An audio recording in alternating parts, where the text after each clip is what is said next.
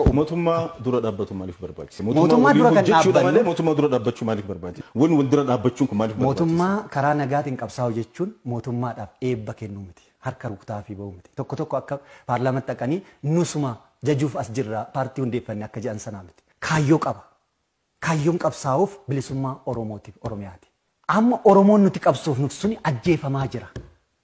Isi Oromoon kun Oromoon isin qabsooftaniif kamini Oromoon isin hin qabsoofneef kamini? Oromoon guutuun nuti qabsoofnuuf sun Oromoo guutuu lammiilee Oromiyaa keessa kan jiran Oromollee kan hin taane Oromoon ala kan jiran lammiilee Oromiyaa hoo jennu sirriitti hubadhu. Lammiilee Oromiyaa jechuun Oromoo Oromiyaa keessa jiru Oromoo kan hin taane kan Oromiyaa keessa jiru Oromoo Oromiyaan ala jiru kun hunduu lammiilee Oromiyaati.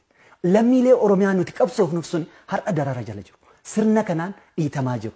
Qabsoo isaaniitiin masaraa mootummaa qaamni galee deebisee isaaniitti qawwee gargalatnata. Obbo Battee adda bilisummaa Oromoo jedhama malee adda bilisummaa Oromiyaa hin jedhu.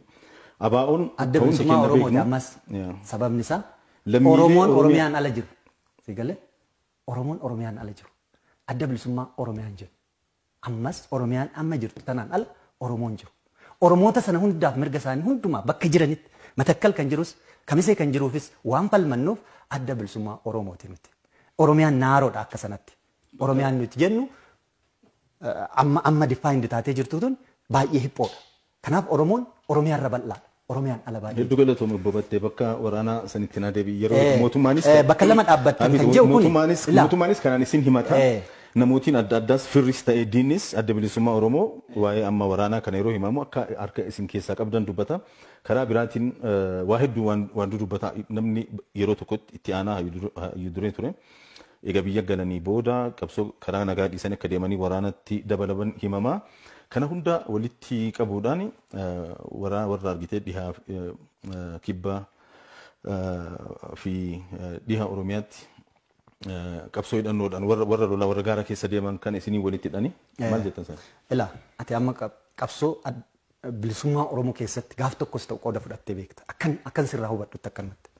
Gaafa qabsoo Oromootiif baatu haadha kee abbaa kee mariisiftee baate hayyama isaanirraa fudhattee baate bakka dhaqxu itti himtee baate hin baane. Akkasuma hogganni adda bilisummaa Oromoo biyya galee ture sababa mootummaa kanarraa quufa dhabeef bahee qabsoo hidhannootti makamuu danda'a.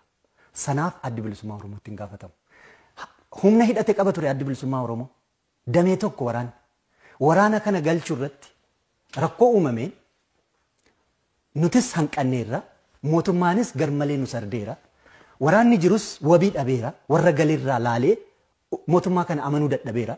Kanaaf isaanumti yeroo sana waan ololaa jiran turan beekta. Maal jedhaa turan haydureen adda bilisummaa Oromoo waraana ajajuu hin dandeenye galchuu hin dandeenye jedhan.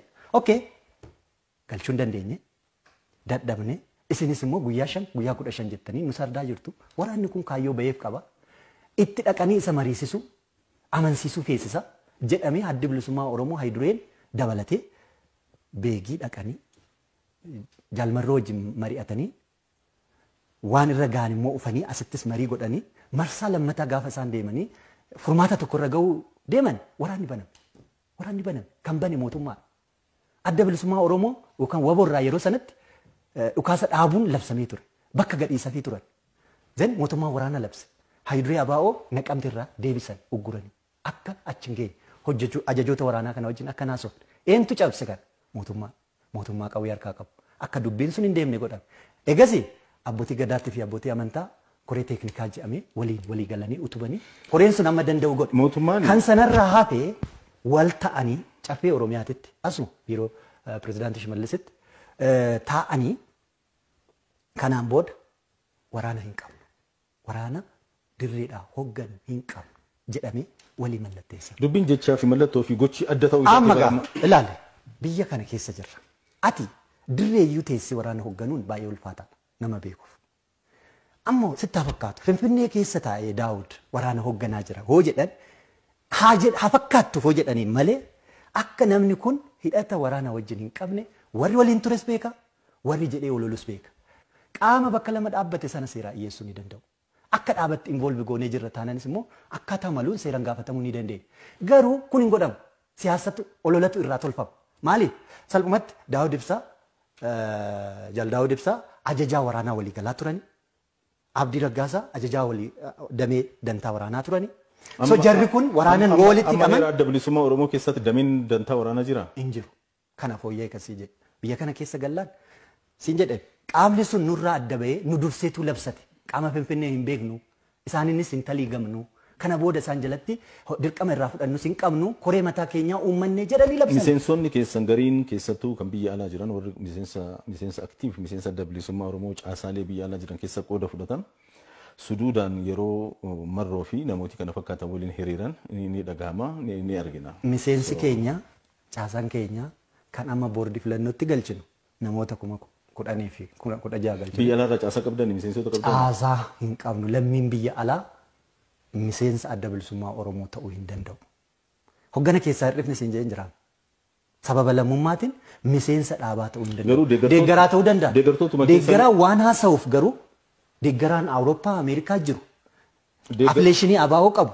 Waan haasa'uuf hogganni abaa'ootti hin gaafatamu. Kana to'achuus hin danda'u. Rakkoon guddaan isaa nama ilaa bobatte deeggartoota keessan adda bilisummaa Oromoo yoo milka mootummaa ta'uuf ka deemu deeggartoota isa to'achuun hin danda'amu. Namuu hin danda'u. Biltsiginnaan deeggartoota isaa hunda to'atu danda'a. Har'a wanta akkasii hin jiru.